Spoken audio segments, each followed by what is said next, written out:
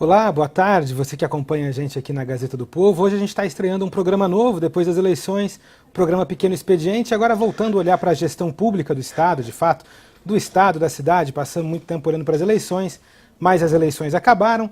Para discutir agora, a gente está conversando aqui um pouco sobre o município, trouxemos aqui no estúdio o vereador Pier Petruzzello. Boa tarde, Pier, tudo bem? Boa tarde, João, parabéns pelo programa, uma honra estar aqui com você. Pier é líder do prefeito Rafael Greca na Câmara de Curitiba e hoje teve uma sessão, uma audiência pública para discutir o orçamento da cidade, que acabou sendo uma sessão conturbada muito por conta dos projetos que o Rafael Greca enviou agora, 5 projetos para a Câmara Municipal, e tem sindicato, o pessoal do sindicato está chamando de um novo pacotaço, que tem alguns projetos que, por exemplo, abrem espaço para acabar com a função de cobrador de ônibus na cidade, faz processo seletivo simplificado para algumas carreiras aqui, para a possibilidade de contratar servidor temporário via processo seletivo simplificado, e manda um reajuste ali de 3% para os servidores, um percentual que eles não estão satisfeitos, eles acham que deveriam ganhar um pouco mais de 9%, considerando aí os 30 meses que ficaram sem reposição. Pier, você é o líder do governo na Câmara, como você avalia essa manifestação de hoje? Você acha que de fato é um novo pacote de ajuste fiscal, esses projetos que o Greca mandou, ou não? É outro momento, é outra coisa? Qual a análise que você faz? Bom, João, primeiramente parabenizar você pelo programa, pela iniciativa, toda a Gazeta do Povo, e deixar de forma muito clara mais um absurdo.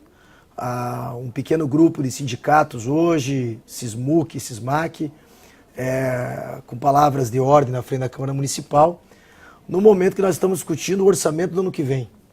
E pior, no momento em que o prefeito faz todo um equilíbrio na cidade, reajusta as contas públicas e dá um reajuste de 3% para o servidor público.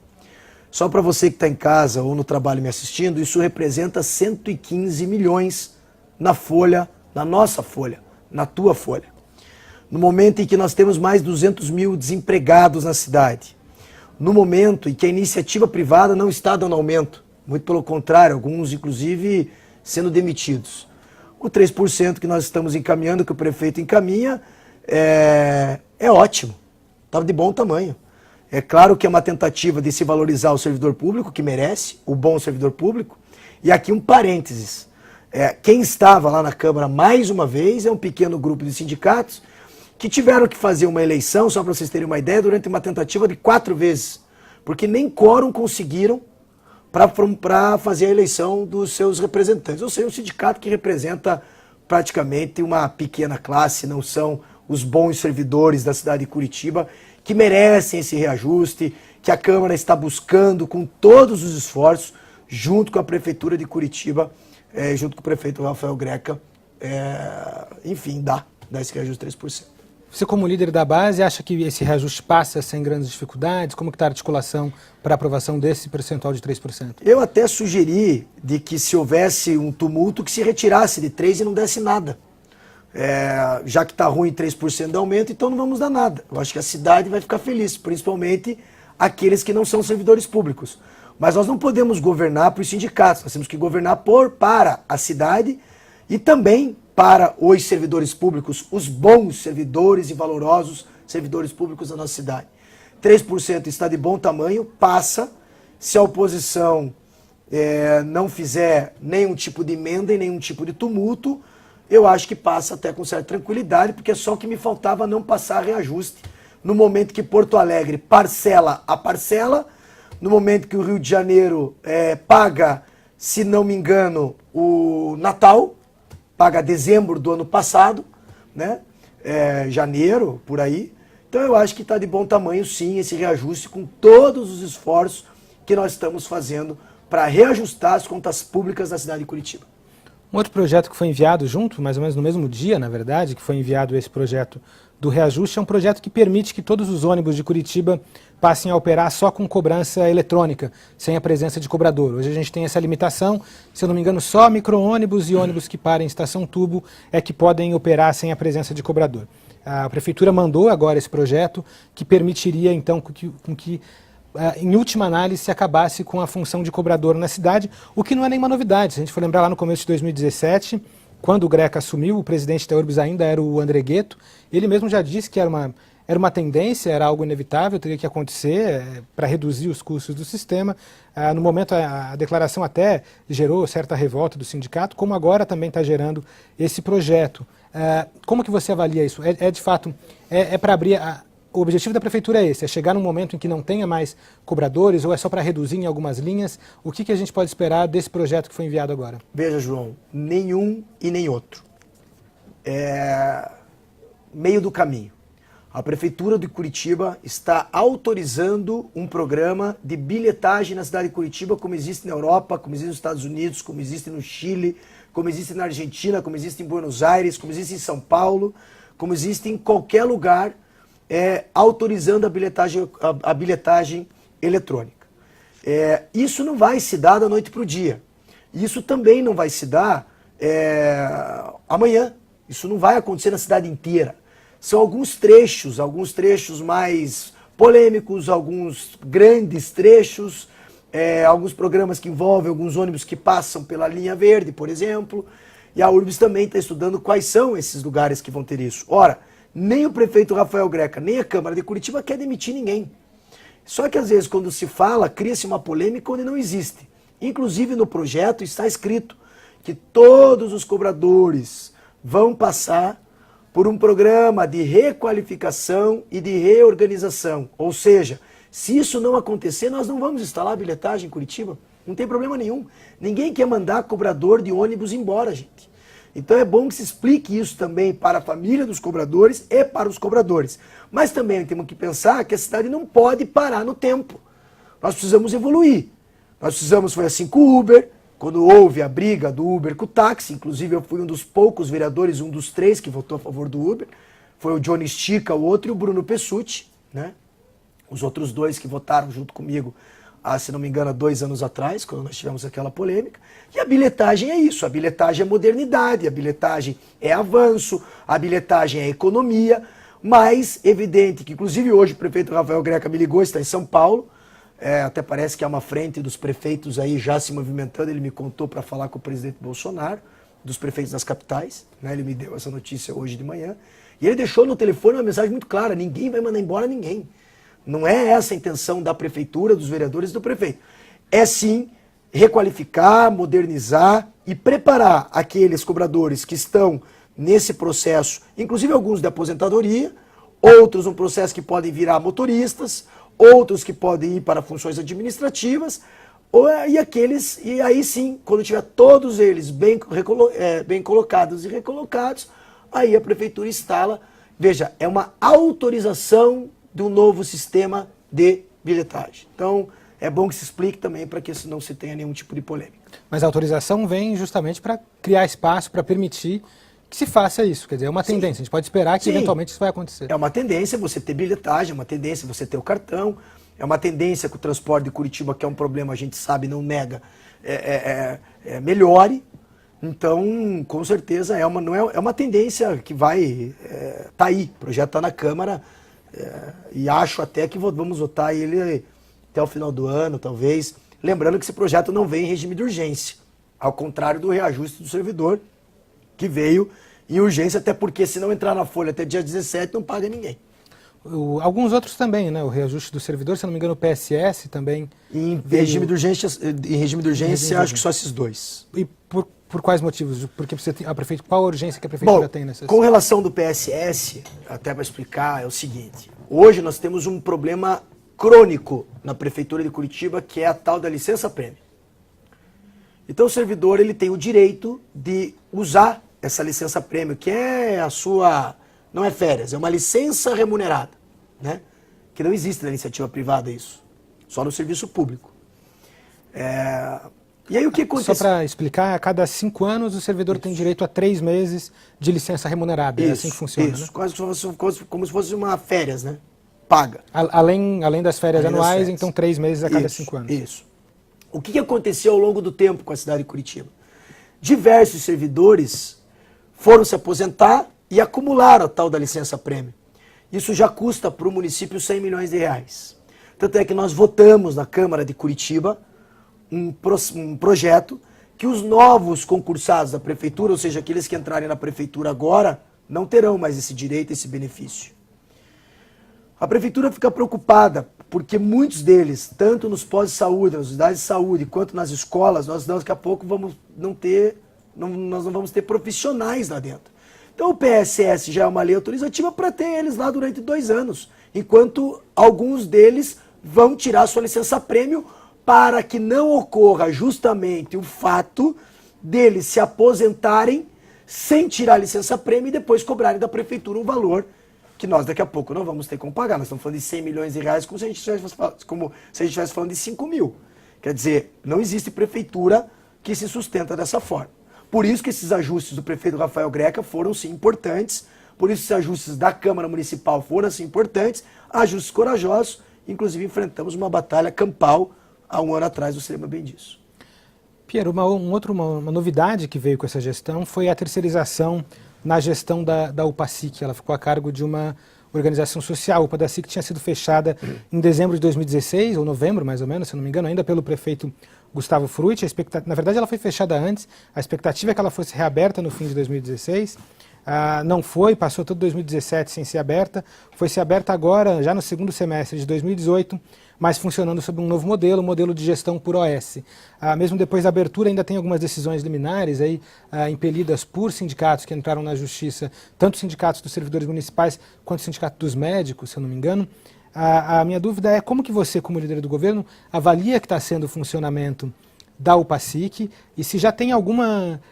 Já é possível avaliar como está sendo isso de a gente deixar a gestão de uma UPA para uma organização social?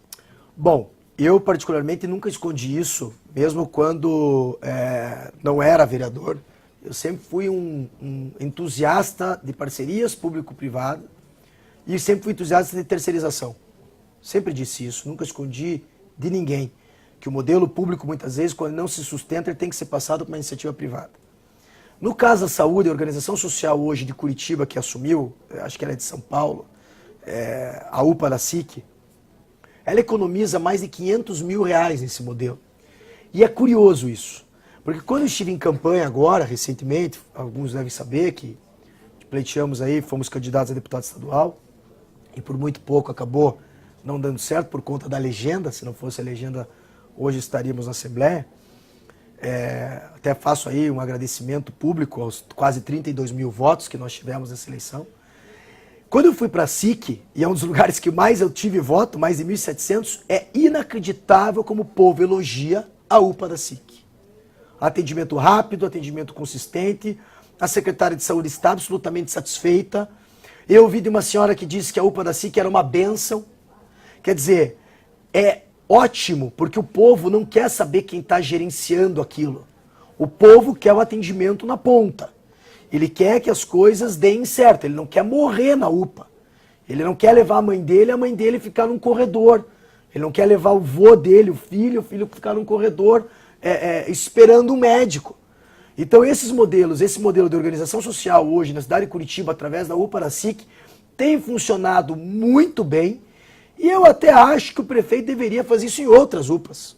Por que não? Eu acho que já que deu certo na SIC, já que deu certo, é o modelo que deu principalmente na SIC, que é a única, por que não adotar em outras UPAs da cidade?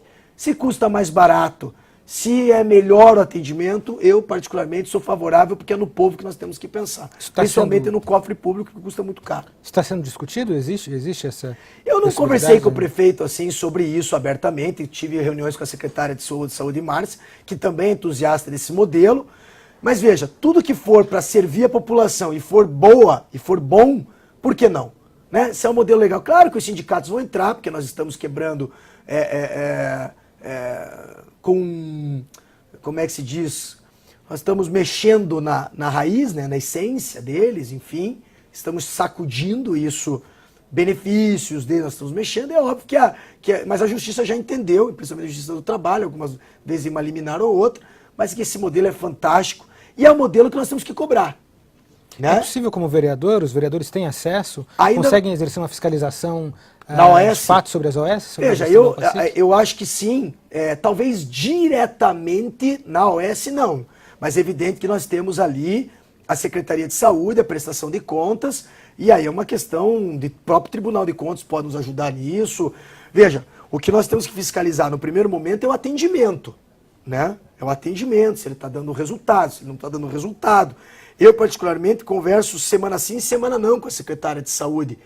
Quando eu tenho uma reclamação na UPA da SIC, desde que a OS assumiu, eu tive uma, que depois foi se verificar que o atendimento não era de UPA, era unidade de saúde. Os elogios, assim, são enormes. Então, eu acho que dá para fiscalizar, temos que cobrar. Essa é a função do vereador, de forma direta e também de forma indireta. Eu acho que nas audiências públicas da saúde, com a secretária, e também cobrando para ver quanto que o município está repassando para a OS também. Se é realmente se aquele recursos, 500 mil, 450, 480, 520, ele varia um pouco de quanto é a economia, se realmente está dando uma economia prática para a cidade. Mas eu sou absolutamente favorável a esse modelo e quero, inclusive, que implementem outras. Palavras do Pierre e não do prefeito Rafael Greca. Pierre, eu acho que as maiores ações, as principais ações que a Prefeitura conseguiu fazer na cidade com recursos de investimento foram recursos que vieram do governo do Estado, agora desde que o prefeito Rafael Greca assumiu. Se a gente lembrar alguns exemplos, logo no começo já teve uma ajuda do governador Beto Richa com a Secretaria de Saúde para comprar medicamento nas unidades de saúde. Depois disso, uma boa quantidade de dinheiro para asfaltar o município. Quer dizer, sempre uma relação muito azeitada do prefeito Rafael Greca com o Beto Richa e depois com a governadora Cida Borghetti, fazendo fluir os recursos do Estado para a Prefeitura de Curitiba. Perdeu a candidata que era a candidata do prefeito, que era a candidata Cida Borghetti, assume outro candidato em janeiro, o candidato Ratinho Júnior. Você acha que os grupos políticos já estão se articulando para que a cidade não sofra, como sofreu quando era a prefeitura do Gustavo Frutti no governo do Beto, quando era a prefeitura do Beto no governo do Requião? Já tem uma articulação para que a cidade consiga manter esse fluxo de recursos do Estado para a prefeitura? Eu sei que o prefeito tem mantido e tentado manter um diálogo com o Ratinho, né? E eu acho que, pelo que eu soube, o Ratinho atendeu o prefeito, tem o telefone, até estiveram juntos e tem conversado. O que eu espero realmente do governador atual, do Ratinho, que fez uma votação brilhante, é realmente esse olhar para a cidade de Curitiba. O que geralmente atrapalha governo é o entorno, né?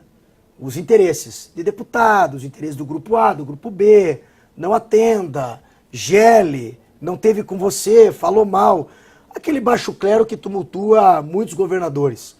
Inclusive tumultuou, aliás, todos os governos passam por isso, né? É quase que normal isso. O entorno acaba contaminando o governador e o prefeito também. Mas eu tenho certeza que o Ratinho tem um preparo muito grande para entender que Curitiba ele fez uma votação extremamente expressiva. Ele não vai virar as costas para o prefeito Rafael Greca, que também foi eleito bem votado na cidade, porque eu acho que aí sim acaba perdendo todo mundo, e quem perde é o povo. Então eu tenho certeza que o prefeito Rafael Greca, nesse ponto, bastante sereno, bastante tranquilo, não vejo problema nele atravessar o palácio e conversar com o Ratinho. Acho que pode fazer isso em breve, se é que já não o fez, né? Espero também que o governador e seus pares, o seu grupo do Ratinho, saiba a importância de Curitiba, mas eu tenho certeza, Ratinho é um governador muito novo, bom, acho que tem a minha idade, 36 anos, super preparado até onde a gente pode perceber. Veja, o que nós não podemos mais é fazer a política antiga. É aquela política nefasta, aquela política do vou prejudicar porque não era do meu grupo político. Isso tem que acabar. Se o Ratinho veio com um discurso moderno, se ele veio com um discurso novo, se ele veio com um discurso do novo, eu tenho certeza que com o diálogo com o prefeito Rafael Greca ele tem que manter. Depois, se ele vai escolher o candidato a prefeito dele, é um direito dele, né? Se ele vai apoiar o prefeito Rafael Greca, se ele vai apoiar outro candidato, se ele vai lançar alguém do grupo político dele, é um direito do grupo político do governador, do Carlos Massa, o Ratinho, né? Ele usou até esse nome, achei que foi super feliz na escolha, como não escondeu o nome. Isso muito bacana. Eu desejo aqui a ele, inclusive, toda sorte nesse processo, porque ele também vai ter que lidar com o servidor, ele também vai ter que lidar com tensionamento, ele vai ter que lidar com a Assembleia, e isso é sempre muito delicado. E vai ter que lidar com o prefeito de Curitiba. Eu acho que o prefeito de Curitiba hoje é um prefeito que tem um grande apoio da população, tem uma aprovação muito grande para quem é político hoje nos tempos atuais. Não sei, inclusive, se não é um dos melhores prefeitos das capitais avaliadas. Eu acho que brigar com o Rafael Greca nesse momento não seria inteligente e tenho certeza que o Ratinho não fará isso. Pira, a gente teve aí na Câmara mais ou menos, me corrija o número exato, aí cerca de 15 vereadores que foram candidatos a deputado, só um eleito, que foi o Gora, do PDT. Que análise você faz disso? Você acha que é, de certa forma, uma reprovação do trabalho dos vereadores? O que você acha desse resultado? Eu acho até muito pelo contrário, João. Vamos fazer aqui uma análise. O Gora fez 27 mil votos em Curitiba. E aqui falo isso, ele é líder da oposição, falo isso sem nenhum constrangimento e parabenizo o Gora pela eleição. Não sou o tipo de político que persegue, que fala mal só porque ele é teu adversário ali, tem uma ideologia bem diferente da minha. Por outro lado, eu, o líder do governo, fez quase 21 mil votos. Só para que vocês tenham uma ideia do que nós estamos falando, o Gora é o quarto mais votado da cidade e eu o quinto. Eu perdi para o Francisquini, que, vamos aqui falar a verdade, é um fenômeno. Acho que nem ele esperava ter tanto voto, né? Em 450 Curitiba, mil em Curitiba ele votos, fez mais de 150 mil. Perdi para o Tadeu Venere, que foi candidato a prefeito do PT, é um voto que eu nunca vou ter, ou muito dificilmente eu vou ter. Para o Gilberto Ribeiro, que é da televisão, e para o Gora. Ou seja, o Gora é o quarto da cidade e eu o quinto. Vereadores, alguns, não vamos esconder, foram mal votados. Né? Mas outros mantiveram a sua média de fazer 10 mil votos, 9 mil votos, 12 mil votos na capital. E é essa avaliação que nós temos que fazer. É a votação que os vereadores de Curitiba tiveram na capital. Porque depois depende muito do que a metropolitana, do que o interior. Por exemplo, eu fiz 6 mil votos no interior. Fiz 5 mil na metropolitana. É um sinal de que a minha bandeira, a minha causa, reverberou até um ponto. Né? Eu não vejo que a população fez uma escolha muito clara por segurança pública. Isso para mim está muito claro. Hoje 9 deputados estão eleitos, fizeram menos votos do que eu. Né? Essa é a legislação que a gente vive e nós temos que respeitar esse jogo democrático. Isso faz parte, vai fazer o quê? Então eu acho que o povo escolheu a segurança pública. Isso a gente vê no Sargento Faúl, isso a gente vê no Francisquini, isso a gente vê no Bolsonaro. É uma onda que pegou e a gente tem que respeitar. Mas eu não acredito que os vereadores tenham sido mal votados. É a primeira vez, depois de muitos anos, que elege um vereador. Né? É um sinal que a Câmara tem um reconhecimento, pode ter sido através do Gora. E eu fiquei feliz com a minha votação. Quase 21 mil votos em Curitiba. Você veja, candidatos históricos a deputado federal. Tem candidato que não fez 10 mil. Fez 50 para federal e não fez 10 mil em Curitiba. Então eu acho que é um... E outra coisa que é bom a gente dizer, já que estamos falando de política aqui. O povo nessa eleição não aceitou mais o parente do político. O parente do político foi reprovado na urna. Eu, por exemplo, brinquei com o Requião Filho quando liguei para ele. Falei, eu fiz mais voto que ele em Curitiba. É um cara que fez 80 em deputado, fez 82 mil votos. Então eu acho que o Euler fez, acho que 17, 16 mil votos, 18 na capital. Então eu acho que é uma análise positiva, não vejo que a votação dos vereadores tenha sido ruim não, mas vi muita coisa nessa campanha que serve de lição para todos nós. Como não ser parente de político, inclusive. A eleição passou, mas vocês ali na Câmara enfrentam mais uma eleição em breve, porque com as mudanças que aconteceram no regimento, um presidente não pode ser reeleito. Né? Então agora, o atual presidente da Câmara, Serginho do Posto, foi eleito no começo de 2017, o mandato dele termina agora no começo de 2019, Isso. Já tem que ter uma nova eleição. Como estão essas articulações? Como ele não pode ser reeleito, então obrigatoriamente uma mudança no nome, um novo presidente. Duas perguntas, uma, você quer ser presidente da Câmara? E a outra é como estão essas articulações? Bom, João, eu estou muito bem como líder do governo, inclusive tive uma conversa muito franca com o prefeito e com o secretário de governo. Uma conversa, eu gosto de ser líder do prefeito porque a conversa é franca. Nós não temos mimimi, tá? Não tem choradeira. E eu fui até ele depois da eleição, coloquei meu cargo à disposição, perguntei se ele queria escolher um novo líder. Falei, prefeito, Jamur, vocês escolham aí quem é o novo líder do governo e fiquem à vontade. E ambos disseram que se sentem tranquilos com o Pier de líder do governo. Tem ônus e bônus, né? Isso faz parte, é uma escolha pessoal minha, Eu caminhei nessa direção desde o início da eleição, lá de trás, a minha eleição de vereador, quando eu fiquei de líder. O meu nome foi ventilado como presidente da Câmara, isso é normal, até por ser líder do governo, mas eu até prefiro, nesse momento, deixar que algum dos vereadores que tem essa pretensão e essa condição de ter uma função mais administrativa, se candidate. Eu acho que nós não podemos, nós temos que mesclar e dar espaço para outros quadros também na Câmara. Nós temos ali bons quadros para conduzir o processo. A Câmara internamente, o presidente Sérgio é um bom presidente, é um presidente que segurou muito recurso, devolveu muito recurso, acho que isso também é bom, mas a Câmara internamente, o trabalho dela você conhece muito bem, sabe que nós somos muito carentes de elementos para trabalhar, muitas vezes até de um computador decente. Hoje em dia está aí. Hoje em dia você trabalha com o seu telefone, você trabalha com computação, você precisa de agilidade, e isso a Câmara ainda é um pouquinho retrógrada. Se pegar, por exemplo, a Câmara de Curitiba e a Assembleia, são incomparáveis. Eu estou falando aqui incomparável na estrutura. Não estou falando de cargo, tá, gente? Pelo amor de Deus, ninguém quer mais cargo, isso aí ficou no passado, tá? Esse papo de cargo, aumentar cargo, diminuir, isso aí é de esquerda. Estou falando de estrutura de trabalho.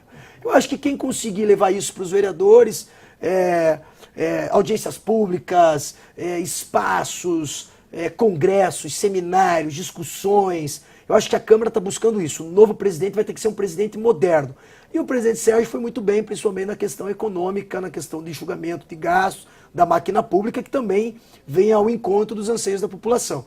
Existem bons nomes. Já tem alguns que você hoje quem está disputando ali, está conversando, tem o Hélio Virbins, que é um bom nome, o Tico Kuzma é um bom nome, o Bruno Pessutti é um bom nome, existem, tem lá uma ala do próprio Dr. Volmir que está se articulando, mas repare que são nomes novos, entre aspas, né? O Bruno, segundo mandato, você pega o Hélio, segundo, o Tico Kuzma, se não me engano, terceiro. Quer dizer, então não está o Volmir primeiro. Eu acho que os vereadores têm que ir mais nessa linha de fazer. E aí o presidente da Câmara tem que ter dois lados, né? Primeiro, um lado que é enxugamento de máquina, economia. Esse é um ponto para a população, né? E que nós precisamos cuidar, logicamente, a Câmara tem que cuidar do povo. E o outro é o trabalho interno. Por isso que eu brinco lá que eu não tenho, que eu não quero estar no trabalho interno, porque você também vai ter que lidar com o servidor. Você vai ter que lidar com o procurador da casa, você vai ter que lidar com o servidor mais antigo, você vai ter que lidar com o pessoal da informática, você vai ter e aí, o meu mandato, a minha pauta, envolve uma outra área.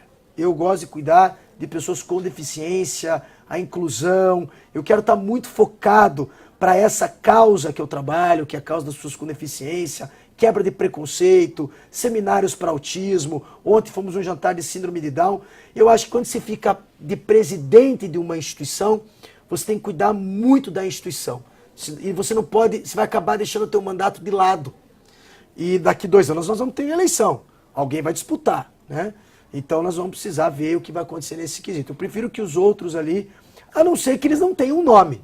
E aí você tem que estar preparado para isso. Se não chegar num consenso, você tem que estar disponível para o grupo, para as pessoas, também não pode fugir no momento que a Câmara precise de você. Mas a princípio estou bem onde eu estou.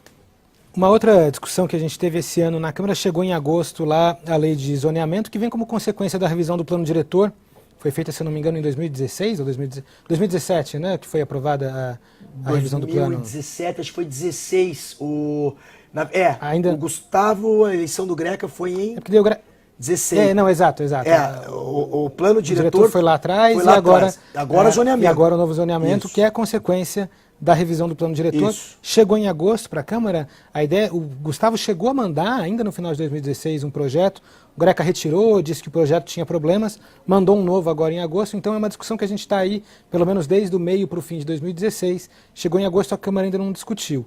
Esse ano não deve mais discutir o zoneamento, ou tem a possibilidade ainda de discutir isso esse ano? Acho que possibilidade tem, mas eu prefiro não falar porque eu não tenho a certeza de se vai dar esse ano e estamos aí com pouco espaço.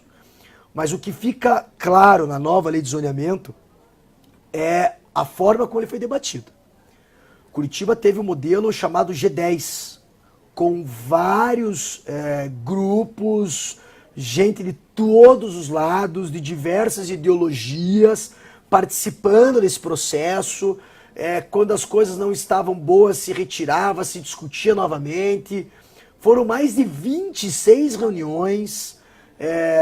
O Greca teve uma grande tacada quando ele trouxe a Rosana Valduga, quando ele trouxe o Paranhos, figuras antigas da cidade, papas da cidade, vamos dizer assim, na área, para que não ficasse aquela gestão petista mesmo, só no zoneamento, retirasse isso, que o IPUC ficasse mais moderno, e ele conseguiu. Tanto é que tanto a Valduga, quanto o Paranhos, quanto o próprio Jamur, como o próprio prefeito, discutiram isso com o G10. O G10 foram aqueles grupos, Sinduscom, diversas as entidades que participaram, FEComércio, para não ficar uma coisa restrita no IPUC.